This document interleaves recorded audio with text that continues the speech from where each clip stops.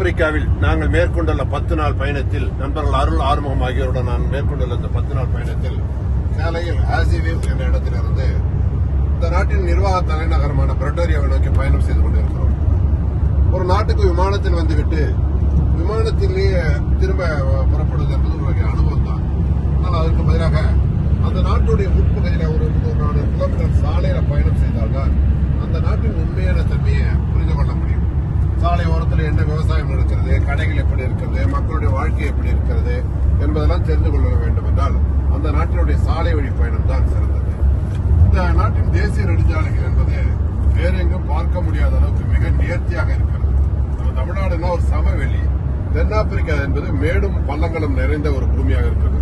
ஒரு புறம் பார்த்தா பெரிய மலை உச்சி, இன்னொரு பக்கம் பார்த்தா கிடுகிடு பள்ளம். ஆனா எங்கேயுமே பசுமைக்கு குறைவே இல்லை. எங்க பார்த்தாலும் பசுமை போத்தியது போல கண்ணுக்கெல்லாம் குளிர்ச்சியா தான் இருக்கு. இந்த சாலையில ஒரு சிறு குப்பை கூட கிடையாது. நான் இன்னொரு இந்த டிரைவர்கிட்ட கேட்டேன், நீங்க எங்கேயாவது ஒரு ரோடு ஓரம் நிறுத்துங்க, நாங்க 2 போட்டோ எடுத்துக்கிறோம்.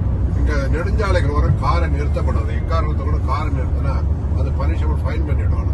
அதனால அந்த குறிப்பிட்ட ரெஸ்டாரண்ட் அது போல இடங்கள்ல தான் காரை நிறுத்தணும்னு சொல்லிட்டாரு. இங்க அனுமதிக்கப்பட்ட வேகத்தோட இந்த கார் 170, 180 கிலோமீட்டர் வேகத்துல பயணம் செய்யுது.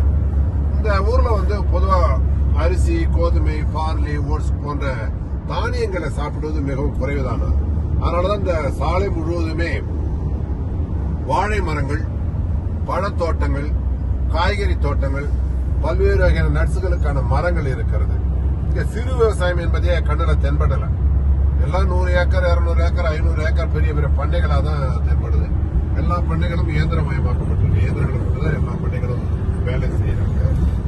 இந்த ஊர்ல வந்து இந்த நெடுஞ்சாலைகளை ஒரு சிறு விளம்பர பலகைகள் கூட கிடையாது. சோர்ல எழுத்து கிடையாது. நீங்க அமெரிக்காவில கூட நெடுஞ்சாலைகளை ஒட்டி பெரிய பெரிய விளம்பர பலகைகளை பார்க்க முடியும். இங்க அப்படிலாம் விளம்பர பலகைகள் கிடையாது. அதுக்கு இங்க அனுமதியும் கிடையாது. தென்னாப்பிரிக்காவுடைய இன்னொரு சிறப்பு, இந்த சாலை ஓரங்கள்ல வியாபாரம் செய்வதற்கு தடை செய்யப்பட்டிருக்குன்னு நினைக்கிறேன். எங்கேயுமே ஒரு சாலை ஓர வியாபாரமே சுத்தமா கிடையாது. பிச்சைக்காரர்களும் கிடையாது. வாகனங்கள் எல்லாமே ரொம்ப பெரிய அதிக விலை உள்ள வாகனங்களா தான் இருக்கு. மொத்தத்துல பார்த்தா தென்னாப்பிரிக்கா விலைவாசி இந்தியாவை போல 4 மடங்கு அதிகமாக இருக்கிறது. எல்லா பொருட்களுமே உணவுல இருந்து மற்ற செலவுகளுக்கு.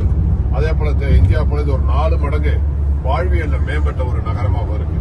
தென்னாப்பிரிக்காவில நாங்க சாலை வழியாக மேற்கொண்டு இருக்கிற இந்த பயணம் நல்லதொரு பாடம்.